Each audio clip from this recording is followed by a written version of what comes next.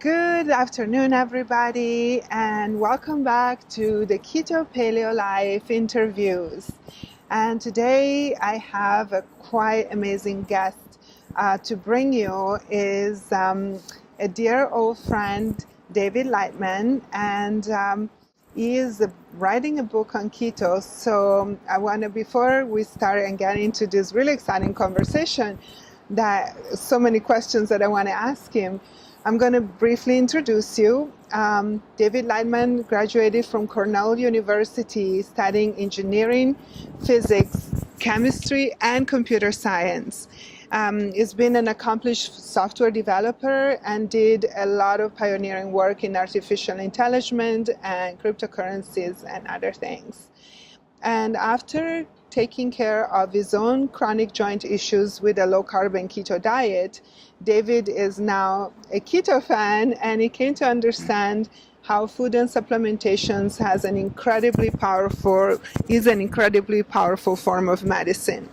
So he's now obsessed with biohacking and is in the process of engineering an AI software to analyze DNA and lab tests and to create a map of individuals' biochemical pathways.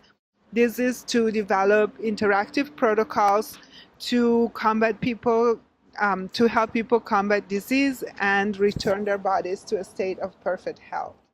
So David's been up to a lot of different things, and he's been working not only on this software development, but also on a book. And those are all topics that we are going to touch in the interview today. Welcome to Keto Paleo Life, David, and so nice to have you here today. Thanks, Vivica. It's great to be here. So, shall we start? I want to hear about the software that you're developing first, because I am not up to all the current things that you're doing, and so that's really interesting. And tell us a little bit about it. Biohacking is quite a hot topic these days, and everybody's talking about biohacking this, biohacking that. Tell me a little bit about what you're up to and what's your form of biohacking. How do you see yourself as a biohacker? Well, I'm definitely a hacker because I have years of software development experience. And what's happened now is biology has moved into a phase where it's really an information science. And especially when you run the DNA, you get back this gigantic amount of information. And most people, of course, don't know really what to do with that information because it's only begun. It's only in the last few years that we're able to get this information. And also there's a kind of a parallel movement where you're starting to be able to go get lab tests and get literally hundreds of markers tested at once.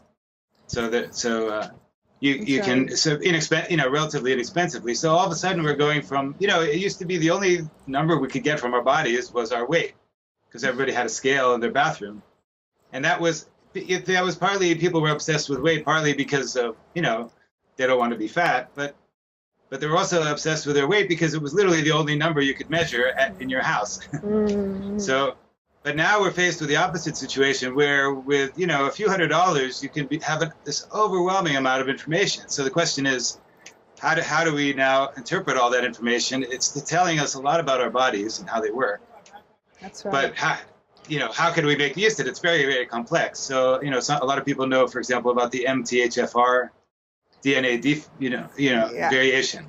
That's something that I really want to pick your brain about. But before we get into that, let's do a step back, because a lot of our viewers might not be quite so familiar. I know that I'm just starting to get familiar with DNA testing, and in fact, after your suggestion, I sent in my test. So there is a website, it's called 23andMe, and that's where you can get your DNA test. So what do you recommend doing? Because I know you had some suggestions for me. So first of all, why would you want to look at a DNA test from 23andMe? And then also, what suggestion would you have for somebody when they receive that test back on what markers or where to get their markers interpreted until your software is ready, of course, and then they can come straight to you. But until then, what can we do right now, and why is it important?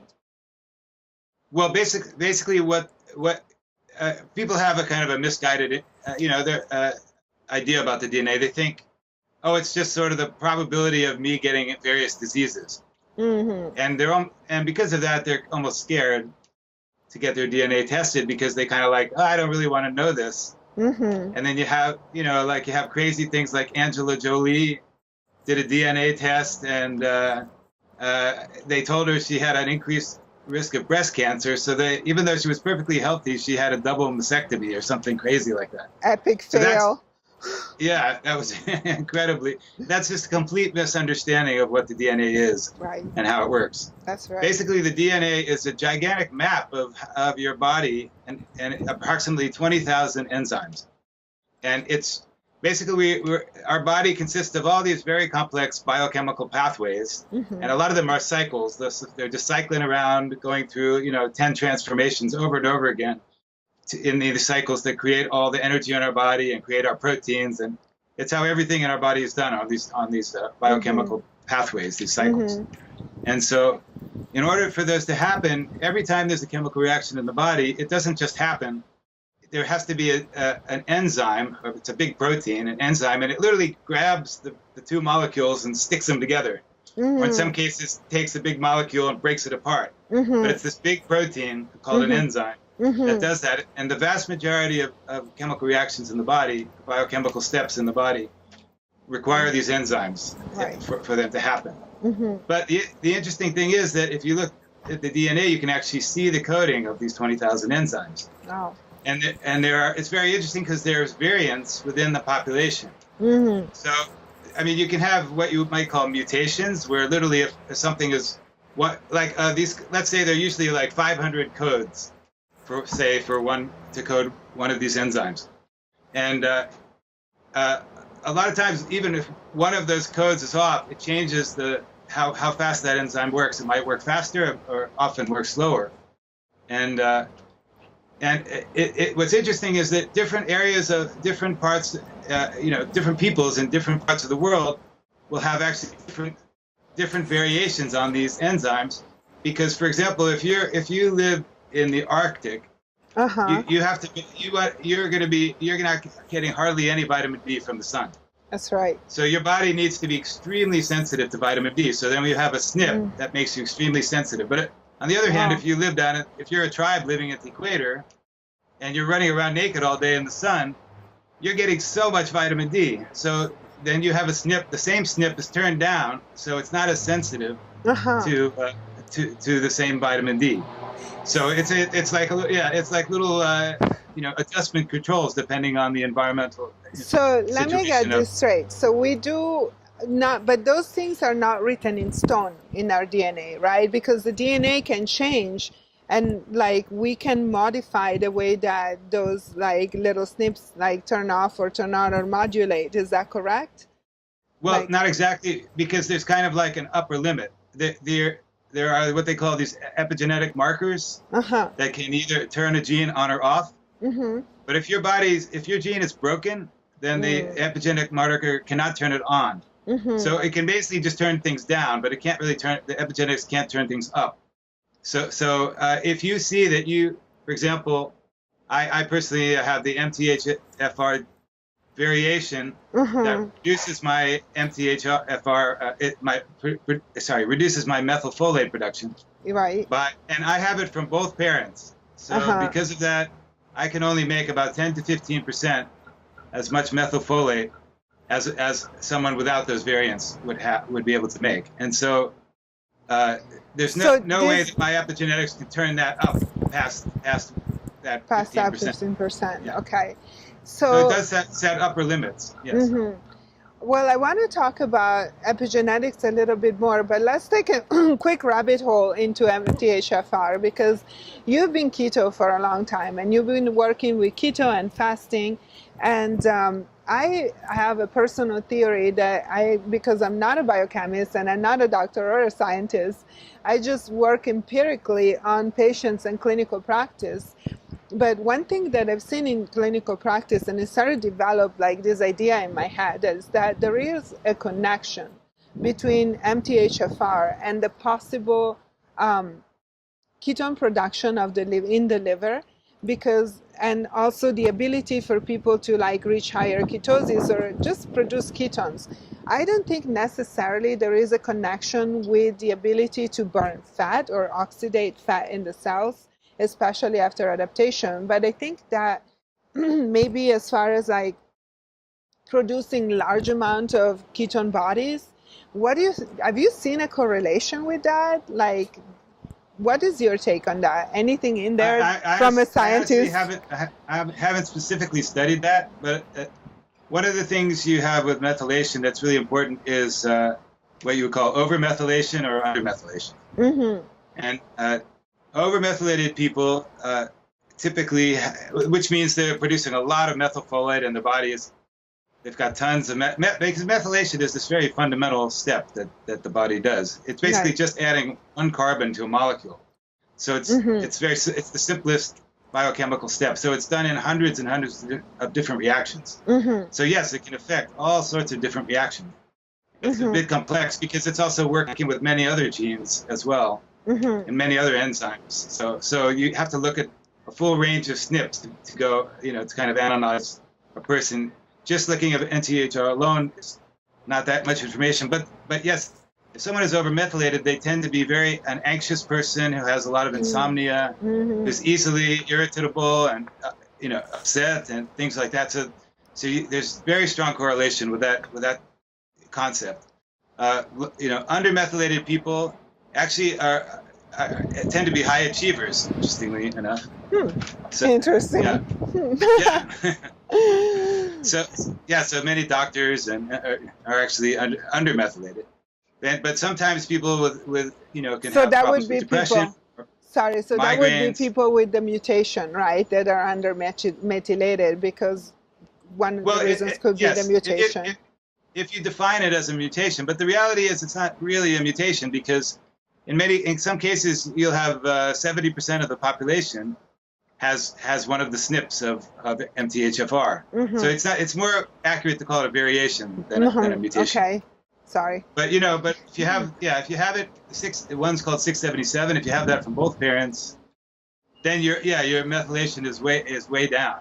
So of course your body chemistry is adjusted to that, but there's actually things you can do to compensate for it. Right. So, but did you see any correlation with that and like a ketogenic diet and like maybe, I don't know if you've seen it on yourself or like, I know that you were noticing something that happens to you because of the MTHFR and when it's really hot. Yes.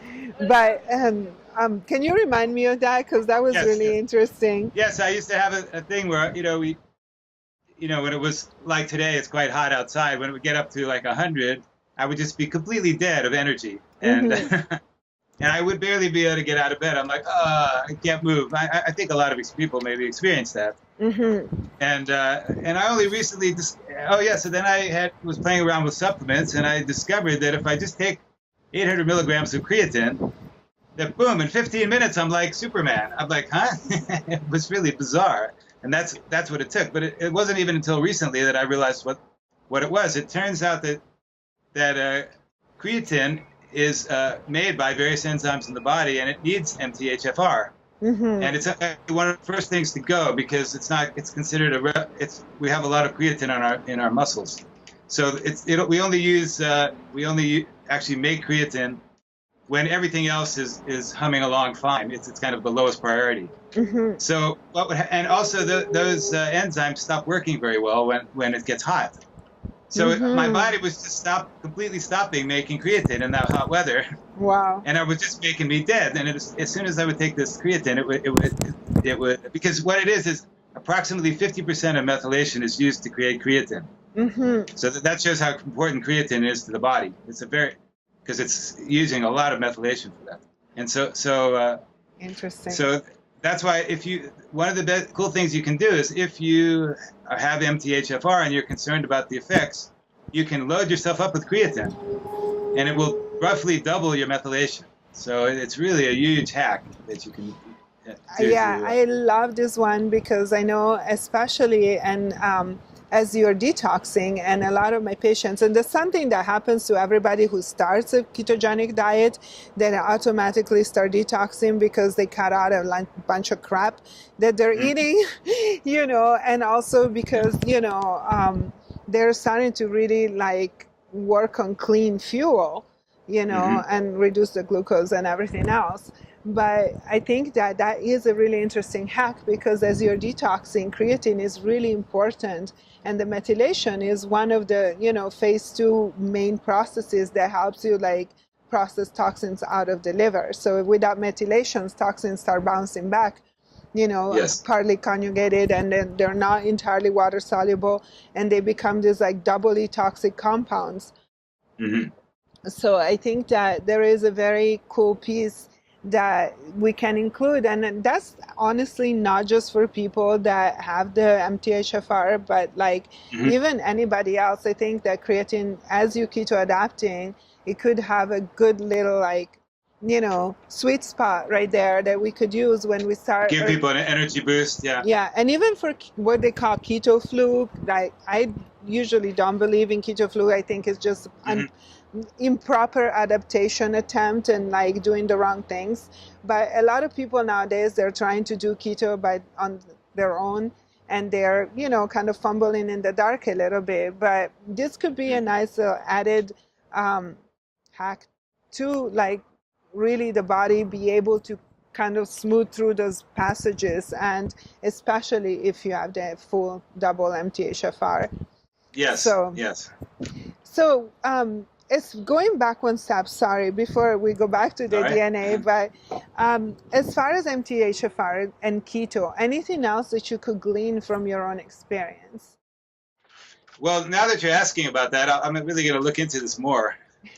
But I mean, you know, the main thing, one of the things that's MTHFR is really big related to are birth defects, and so and infertility, and so a lot of couples cannot have kids until they fix their MTHFR, and it's also related to, you know, the risk of birth defects. So it's something everyone really wants to pay attention to if they're thinking of having kids. Wow! So that's huge. It's huge for that, and that's of course why they tell people to take folic acid. Tell pregnant women to take folic acid. Yes. But actually that turns out to be wrong. You don't want to take folic acid. You want to take folinic acid. Folinic acid. Folinic acid, not folic. Folic is not a natural compound that we would normally absorb in our That's right. In our body. So let me ask you something, because you know I'm a holistic practitioner, and I don't use, maybe contrary to a lot of other people, I don't use nutraceuticals, so I don't use chemically derived vitamins. I just use foods, and I use food concentrates. So if we were to talk about a food concentrate to do the equivalent, like would you find the folinic acid in a whole food versus an isolate like folic acid isolated from the lab? And what food? Folic acid itself does not appear in any food, but folinic acid, yes, that's the natural source of folate within all the green vegetables. Nice. So you just have to eat, if you don't want to, you don't necessarily have to supplement with folinic acid, but you definitely want to eat a ton of green vegetables, to, you know, nice dark leafy ones. And then, you know, I'm always telling people that some of the richest foods, the healthiest foods are egg yolks and liver. So thank you. Woohoo! Now we're talking. I was just thinking liver. I'm sure liver is rich in folinic acid. I'm sure. No, the amazing. I mean, in all this research I've been doing as a biohacker, as really studying all the different nutrients and what they do, I'm always going, oh, that carnosine, for example, that sounds cool. Where do I find it? Liver. And about 90% of the time, the best source of all these amazing vitamins is liver. So K2, it's a really amazing source of vitamin K2, and as well as grass-fed butter. And I recommend that everyone's supplementing or eating sources that contain lots of vitamin D. Well, and of course you can get vitamin D from the sun. Right, but otherwise you can also. I have a great little supplement that has It's actually using a vitamin D and vitamin K2 in MCT oil. Which is a brilliant idea.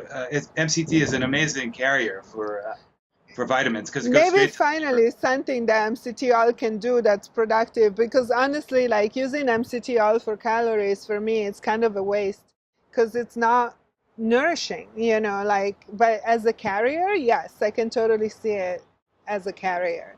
Oh no, I worship MCT oil. To me, that's the absolute number one hack that anybody who's doing keto should be eating tons of MCT oil. Tell Are me, you okay. familiar with it at all? It's incredible in so many ways. Well, see, I want to hear your perspective, yes, Sure, and I'll sure. tell you why after my perspective, because I Yep. work with a very specific kind of person usually, and you know. But tell me, why do you think it's so amazing? What's so cool about MCT oil? Oh my God.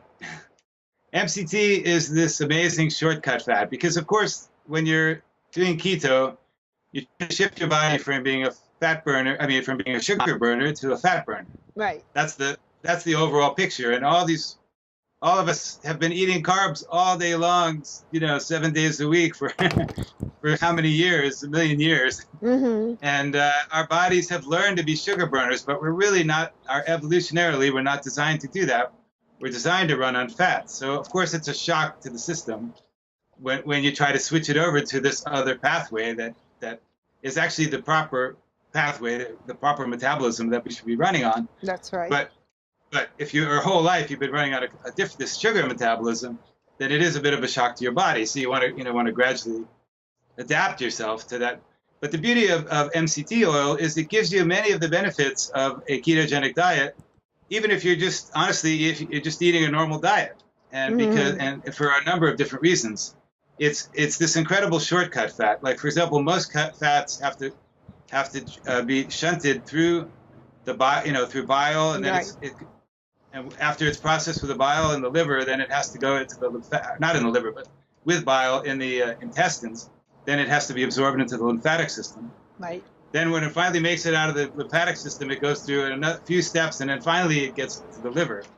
So it goes through this very complicated process, and if you're low on bile, you're not going to be able to metabolize fat very well. And that's some of the problems you may be seeing with people keto adapting, is that they're low on bile. That's right. It's called cholestasis, Yep. where your gallbladder is not working very well. Right. And so if they're low, then okay, so that's already strike one. If they're not able to use their gallbladder very well, and they're not, so then the fat has to go through the intestine, then it goes through the lymphatic system. Then in order to be taken up through the cells, you need to have carnitine. Mm-hmm. For a normal fat to be, well, especially if someone's vegetarian or vegan, they may not have very much carnitine. I noticed it's called carnitine, carne. Yep. Right. And, so now they have a second strike against them, and they can't bring fat into their cells. So it's no wonder then if they try to fat adapt and try to eat, Yeah. that now they don't have bile, and and then they don't have much carnitine. So so then you have a double whammy right there in terms of being able to use the energy from fat in your cells. So and then finally, most fats cannot cross the blood-brain barrier. So first they have to be broken down into ketones, and then finally you can, right? So that's why there is keto adaptation in the first place, right? So that we can start creating ketones, and we can shuttle them to the brain and feed the brain. Right, but MCT gets around all of those limitations. MCT oil, when you eat it, because it's a smaller molecule, it's C10 or C8 fat. And I personally I think you don't have to get just the C8, like the brain octane.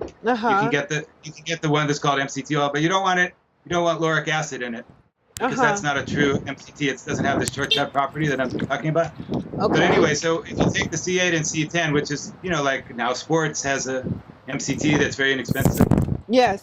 That's it goes, as soon as you take it, it goes straight into your liver within probably 15 minutes. Then the liver immediately starts breaking it down and starts immediately generating ketones within minutes. And you get a huge boost to your ketone production, and it also suppresses blood sugar. It's a very strong blood sugar suppressant, probably the strongest of any. So, and then on top of that, MCT oil can then get distributed around the body, and it does not need to be taken in with a carnitine molecule. It can go straight into the cells without because it's a small molecule again, so it goes right in. So, and not only that, amazingly, it crosses the blood-brain barrier. Wow. So you can directly feed your brain with MCT oil. It's in a matter of minutes you can have MCT. So then your brain is burning fat and then creating its own ketones within the brain, which is really amazing. So it's like a quadruple keto shortcut. So yeah, I think everyone should have, at least a tablespoon in the morning, and then even before bed, it's nice because then you're creating ketones in the middle of the night while you're fasting. So that's my take on MCT. Yeah, I totally agree with all of that, and I think that it has a place. And now that it's, I think about all the benefits put together. I think it is very beneficial for ketosis, but for me, like sometimes I prefer to get people keto adapted, and I would probably use MCT oils for keto adaptation. So once your fat oxidation is like optimal, then most of my clients, they need calorie restriction. And so a lot of people don't understand that in order to lose weight with ketosis and to maximize fat burn, yes, of course, you need to start being keto adapted and burning fat for energy. But as long as you keep adding calories in the form of even MCT oil or any other fat, you're not going to go in calorie deficit. So it's one of those things that, when you have limited calories to work with, I personally try to get all the foods that are included in those calories to be very nutritious. And so going back to our previous conversation, like all the vitamins and the carnitine and, the folinic acid and, everything that your body needs for running, those like enzymatic processes and, that we talked at the beginning of the conversation, I think they need to come from food instead of having to supplement here and there. So I mean, it is a food. Yeah. It's basically 15% of coconut oil. So it's not exactly, it's kind of a food. Yeah. But admittedly, it's concentrated. It's pure energy, right? It's like we're feeding our body pure energy. No. It's basically priming the pump for ketosis. So, for example, because you have to understand, if you think about how ketosis works, the more you're in ketosis, the more you get more into it. Because your body gets used to it more and more. So the more you can push yourself into ketosis while you're adapting, the easier it is to adapt. The more you can lower your blood sugar and increase your ketones through that process. Also, it's a mistake to think of MCT is not a ketone supplement. MCT is a fat. Right. It's a fat. So you're burning it just like you would be burning a fat. So it's not like you're shortcutting the fat burning process. You're still fat burning. But the nice thing about it is it's a fat with relatively low energy because it has only 8 or 10 coenzyme A's are created by when that's versus, normally when we eat fats like bacon fat, for example, it's usually 16 or 18 or 20. So there's more energy within those molecules than with MCT. So I don't, off the top of my head, know how many calories I think it's a tablespoon of MCT 80? I'm pretty sure it's 80. 80 calories. So that's almost nothing. And you get so many benefits because you're basically pushing yourself into ketosis. So I would recommend it. Everyone who's struggling with, some people may may get different effects from it than others. So maybe you personally don't get a very strong effect from it. And some people can get diarrhea from it if they take too much. So and then why does that happen? Why does MCT oil, like too much MCT oil, like make your bowel loose? Can you explain that? No, I don't know off the top of my head why I personally don't get that effect very strongly. But I do know that that you have butyrate production within the intestines, and you have the ability of receptors to receive MCT too. So you can actually feed your intestines to some extent with MCT as well.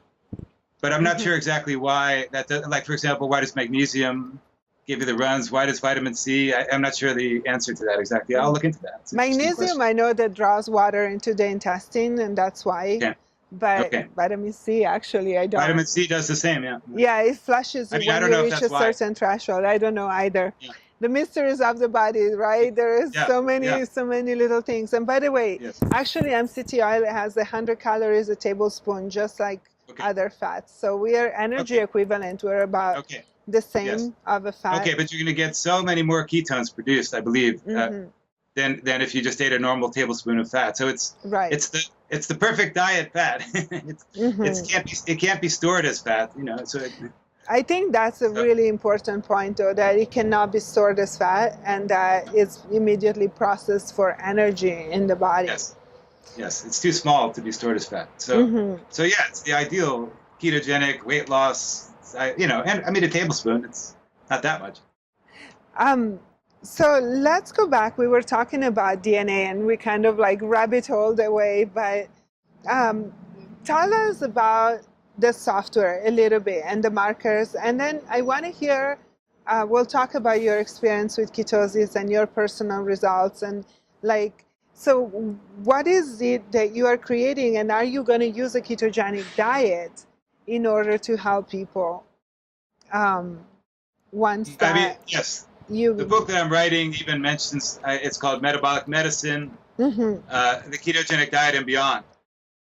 But the point of it is really to understand, not just to get past everyone's, of course, there's a million ketogenic diet books, but the point here is to understand it more as a form of medicine, much more than just, and all food, for example, is either, you know, it's either basically poison or it's something that's really helping you and healing you. So you know, I'm trying to wake up this new concept of that you can use food as a very precise form of medicine.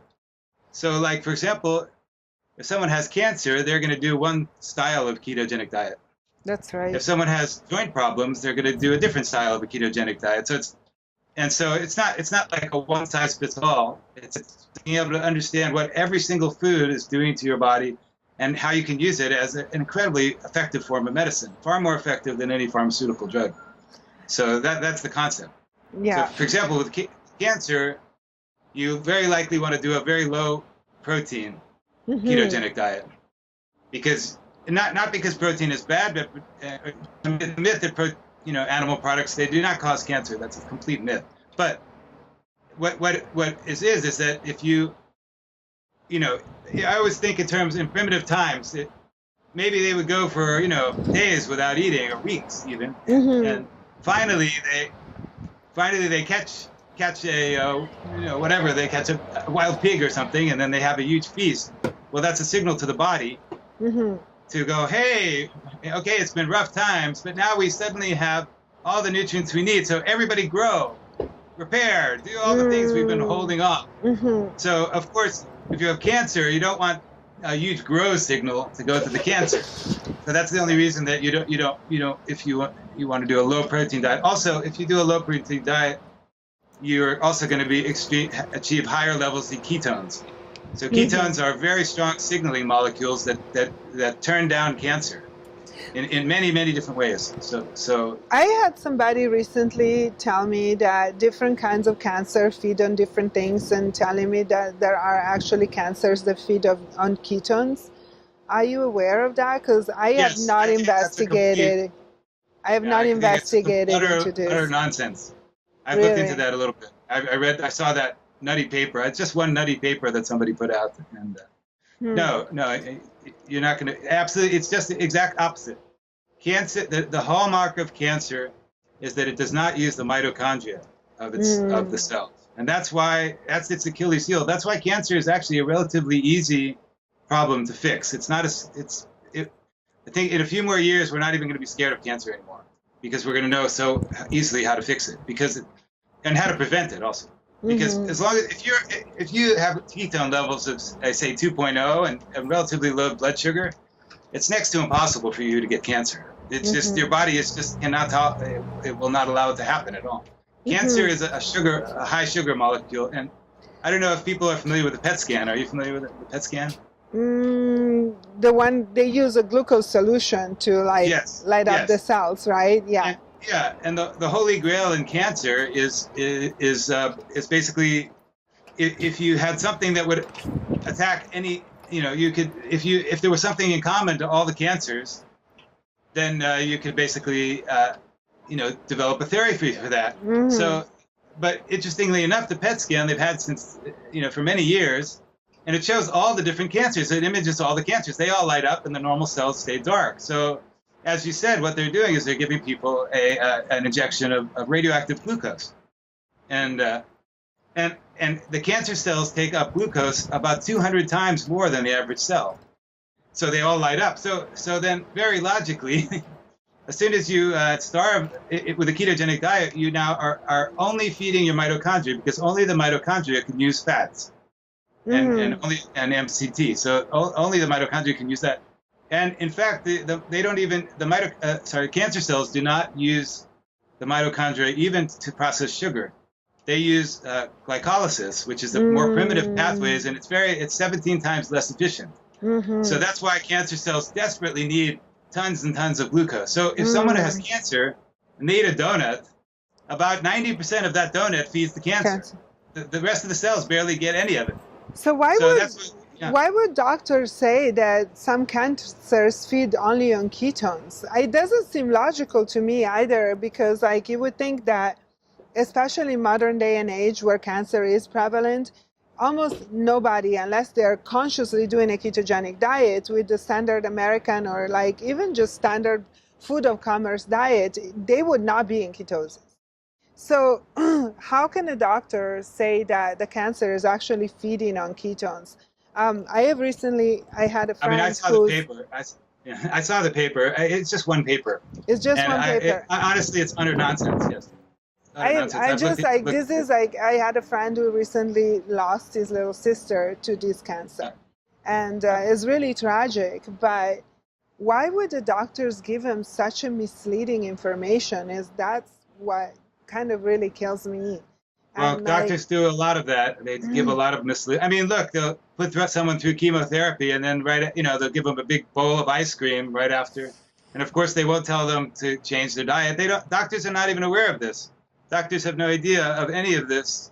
One of the weird things about the medical profession is, even though they know a lot of the science, they appear completely clueless. And the reason is you have a branch of medicine called functional medicine, and in that case they're asking why. Right. Why is someone sick? What the heck's going on? Why does this person have cancer? Whereas the normal medical profession doesn't think like that. They simply think bad luck, bad genes. That's how the medical profession thinks. So they just say, well, you're broken. You have this disease, you need to be fixed. But nobody's thinking, well, what caused it? But now we're learning, now there's a new, understanding, which is that, no, it's 99% almost is diet in the case of cancer. And cancer is very slow, so you have lots of time to change your diet and fix it. So anytime, and the problem is that when people get a diagnosis of cancer, the first thing is they're terrified. That's oh my God, my life is over. Right. It's the big C, it's scary, super scary. Yeah. And then they're immediately rushing to surgery next week. Get it out. I got to get the cancer out of my body. And that's a very poor understanding of what cancer is. And it's also a very bad strategy. And it's unnecessary, because cancer is reversible in most cases. What kind of ketogenic diet would you specifically recommend for people maybe who are going to be listening and they are dealing with this problem? I know that you have a very specific. There's a lot. So low protein, and what else? So you want it to be relatively low. Also, you don't want to eat tons and tons of fats. I think similarly to what you're saying, for your clients, you want to think of it almost like a form of nutritional fasting. Yeah. So you're eating foods that fill you up and let you run a long time. Like I personally do my bulletproof coffee in the morning. I use decaf coffee, but then I'll use some heavy cream, organic heavy cream, and then I'll use grass-fed butter and MCT oil. And if I'll wait till I get hungry in the morning, then I'll have that, and that will tide me over for 3 or 4 hours usually. So then I'm not actually having my first meal until noon or something. Would you recommend? You want to do intermittent fasting like that? Yes. Question: would you recommend dairy for people who are dealing with cancer, or would you prefer that they stay away from dairy? Well, that's a good question. If someone might be getting insulin response from eating dairy, and then so as a result, it might possibly kick the cancer up a notch. The same with when you eat meat. It's really because they're really good foods, so that it sends the shot of insulin growth factor through the body whenever you eat these very high, nutrient-rich foods. So what I would do is generally limit. I would say I think it is good for people to eat fish, and because you want to fight cancer with your full. You don't want to be lacking you want all your body to be operating at full defenses. Yes. The immune system at full activity. So you don't want to be starving yourself of vital nutrients. You want to make sure you're getting lots of vitamin D and vitamin A, vitamin K2, and so back to liver. So I would recommend maybe depending on it'll depend on the person and their intuition, what they're feeling, but maybe once a day or every other day as your noon meal, then you have your liver or you have some egg yolks or fish or whatever, and that's your noon meal. And then after that, you don't really eat much protein at the rest of the day. You could have your Brussels sprouts in the evening. And then, of course, if you're in cancer, you're trying to get your ketones as high as possible. So that's right. And I strongly recommend people get a glucose meter and a ketone meter, and the precision extra ketone meter. And that gives you a very objective, reading in the morning of how your ketones are doing after you fasted the whole night. So since you want to get your ketones really high and you want to get the ratio of glucose to ketones very low, so it's fun. It actually becomes fun because you're kind of gamifying it, and the higher you do this, the more you're killing your cancer. So especially if you can get the ratio below 1, and I've personally done that. I've had it so that there was literally twice as many ketones flowing in my bloodstream as glucose. Wow. Twice as many ketone molecules. So if you're a cancer patient, you want to be in that state almost all the time. And it's not that hard. You need to intermittent fast, so don't eat after some time at night, like 7 o'clock. But it's okay to have, some tea or whatever it is people might have. But then, so you're going through this long period and then, like I said, you can do whatever kind of fat smoothie in the morning just to tide yourself over, but of course, no, just so that you can go as long as possible without eating a solid meal. And then, maybe you have the 6-hour window or whatever works for people. They can tailor it to themselves depending on how. And, you get better at it. At first, the beauty of ketosis is that the more you do it, the more it's easier and the less appetite you have, the more your body gets used to running on its own fuel.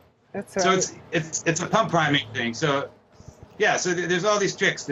So I would definitely combine, relatively low calorie ketogenic diet with intermittent fasting, and that's going to make you. And then if you're monitoring your ketones, I mean, once your ketones are up, or because I personally if I fast now, my ketones can be up in around 6. Wow.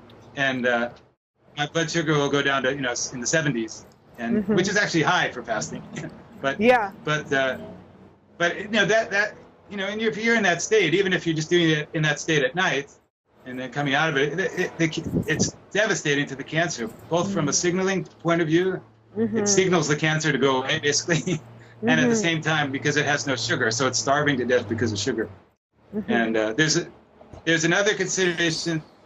Other cancers can use glutamine, which is an amino acid, as a food as well. And so we've been looking into how you can naturally inhibit the glutamine utilization as well. So that's kind of a researcher.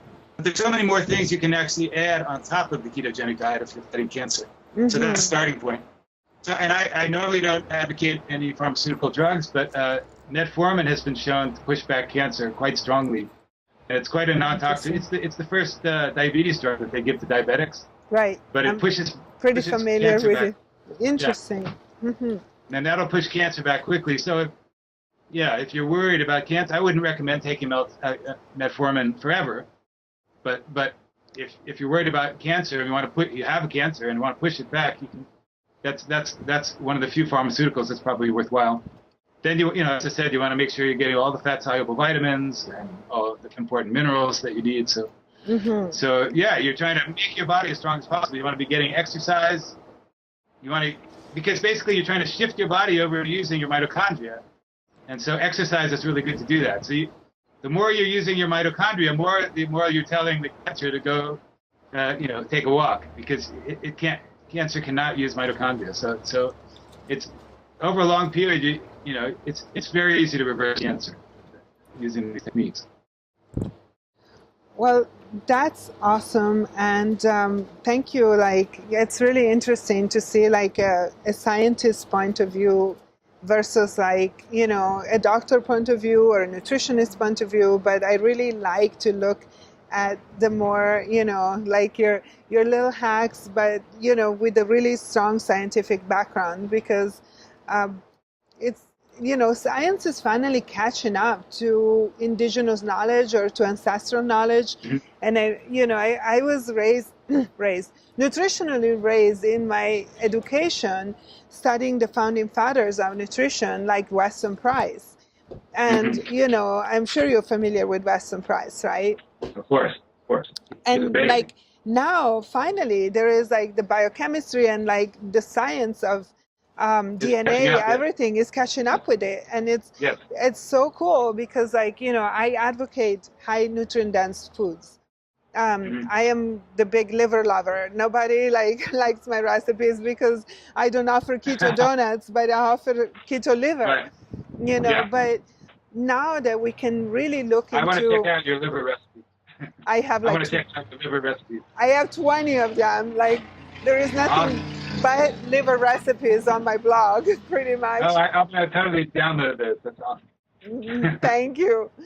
But I really like how now seeing the perspective from the DNA and from the molecular point of view and the biohacking, how we can just, in the end, just go back to the source, go back to our roots and to like our ancestral diets, and how, that's the real biohacking, is like go back to the basics, where we came from, how we evolved, and to the basics of like what our DNA needs to be healthy, because we can keep our DNA healthy, and once that's healthy, then we are healthy, right?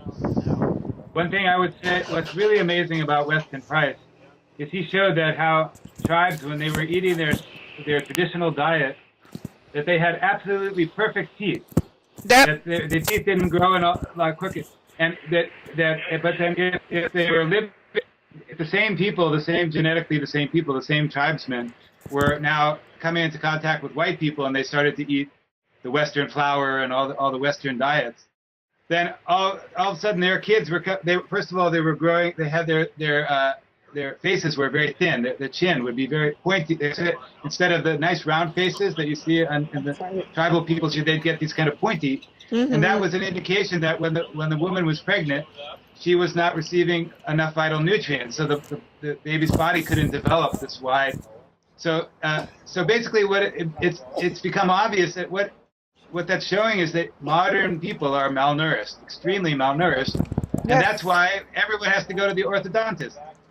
If we were eating proper foods while a woman was pregnant, and then when breastfeeding, and then kids would grow in with a fully wide mouth, and they would have perfect teeth, and they actually would be immune to calories as long as they were eating a ketogenic diet. High nutrient, yes.